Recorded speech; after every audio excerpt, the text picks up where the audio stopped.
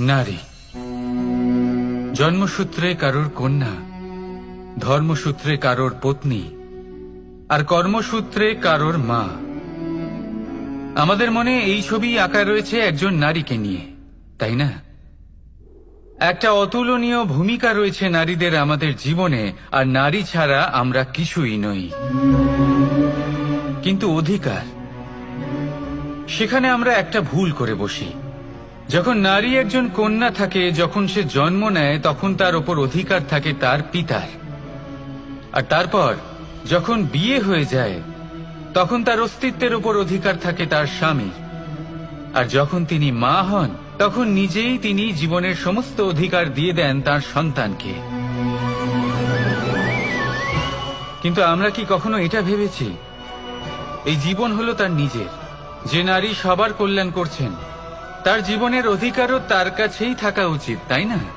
তার নিজের জীবনের সিদ্ধান্ত সে নিজেই নিতে পারেন, নিজেই নিজের ভাগ্যের রচয়িতা হতে পারেন। আর এর জন্য আমাদের নিজেদের পাল্টাতে হবে, দৃষ্টিভঙ্গি পাল্টাতে হবে। কারণ এই ধারণা সেটা আজ বা কালকের ব্যাপার নয়, এটা ঘটে চলেছে বহু বছর ধরে, আর চলতেই থাকবে যদি আমরা এটা না বদলাই।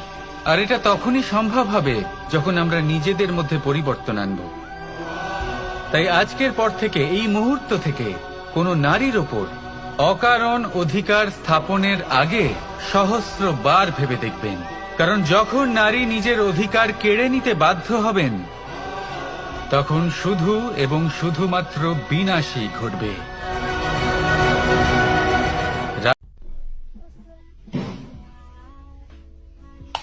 নারী জন্মসূত্রে কারোর কন্যা, ধর্মসূত্রে কারোর পত্নী, আর কর্মসূত্রে কারোর মা। আমাদের মনে এই ছবি আঁকা রয়েছে একজন নারীকে নিয়ে, তাই না? একটা অতুলনীয় ভূমিকা রয়েছে নারীদের আমাদের জীবনে, আর নারী ছাড়া আমরা কিছুই নই। কিন্তু অধিকার, সেখানে আমরা একটা ভুল করে বসি। যখন নারী একজন কন্যা থাকে, যখন সে জন্ম নেয়, তখন তার ওপর অধিকার থাকে তার পিতার। আর তারপর যখন বিয়ে হয়ে যায়, তখন তার অস্তিত্বের ওপর অধিকার থাকে তার স্বামীর। আর যখন তিনি মা হন, তখন নিজেই তিনি জীবনের সমস্ত অধিকার দিয়ে দেন তার সন্তানকে। কিন্তু আমরা কি কখনো এটা ভেবেছি এই জীবন হলো তার নিজের? যে নারী সবার কল্যাণ করছেন, তার জীবনের অধিকারও তার কাছেই থাকা উচিত, তাই না? তার নিজের জীবনের সিদ্ধান্ত সে নিজেই নিতে পারেন, নিজেই নিজের ভাগ্যের রচয়িতা হতে পারেন।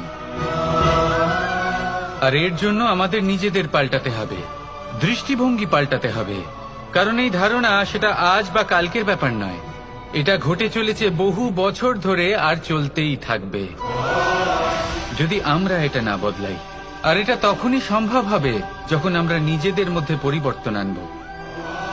তাই আজকের পর থেকে, এই মুহূর্ত থেকে, কোনো নারীর ওপর অকারণ অধিকার স্থাপনের আগে সহস্রবার ভেবে দেখবেন। কারণ যখন নারী নিজের অধিকার কেড়ে নিতে বাধ্য হবেন, তখন শুধু এবং শুধুমাত্র বিনাশই ঘটবে।